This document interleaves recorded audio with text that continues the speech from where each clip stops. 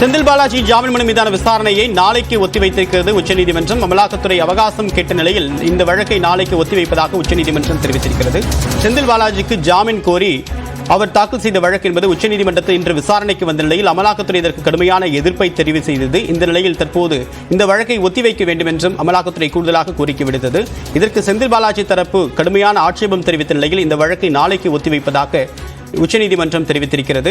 கிட்டத்தட்ட 300 நாட்களுக்கு மேலாக செந்தில் பாலாஜி தரப்பு நீதிமன்றத்தில் ஜாமீன் கோரி தாக்கல் செய்யப்பட்டிருக்கும் நிலையில் தற்போது அவர் சிறையில் அடைக்கப்பட்டிருக்கிறார். 300 நாட்களுக்கு மேலாக அவர் சிறையில் அடைக்கப்பட்டிருப்பது குறிப்பிடத்தக்கது.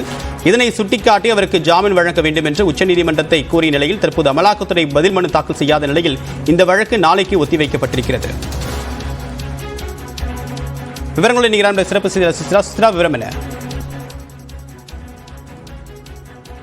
சுச்சி, விவரம் என்ன? நாளைக்கு ஒத்திவைக்கப்பட்டிருப்பதற்கான காரணம் என்ன?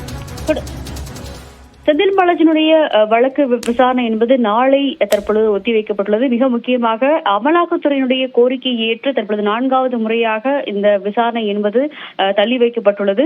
வழக்கினுடைய விசாரணைக்கு ஆஜராவதற்காக இன்று வேறு ஒரு சிறப்பு வழக்கினுடைய விசாரணையில் ஆஜராவதற்கு காரணமாக தற்பொழுது வழக்கினுடைய விசாரணை வேறு தேதிக்கு மாற்ற வேண்டும் என்ற ஒரு கோரிக்கை அமலாக்கத்துறை தரப்பு வழக்கறிஞர் சொலிசிட்டர் ஜெனரல் இன்று கோரிக்கை முன்வைத்தார். அது மட்டுமல்லாமல் செந்தில் பாலாஜி தரப்பை பொறுத்தளவில் சுமார் 330 நாட்களுக்கும் மேலாக செந்தில் பாலாஜி சிறையில் இருக்கிறார். அவருக்கு ஏற்கனவே இருதய அறுவை சிகிச்சை என்பது செய்யப்பட்டுள்ளது.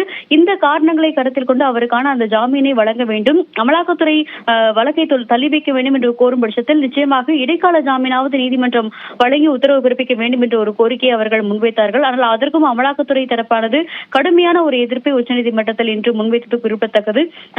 வேறு தேதிகள் அடுத்த வாரம் அல்லது 2 வாரங்களுக்கு பிறகு வழக்கினுடைய விசாரணையை வைக்க வேண்டும் என்ற ஒரு கோரிக்கை என்பது அமலாக்கத்துறையின் சார்பாக முன்வைக்கப்பட்ட நிலையில் தற்பொழுது வழக்கை நாளை விசாரணை நடத்துவதாக நீதிபதிகள் தெரிவித்திருக்கிறார்கள்.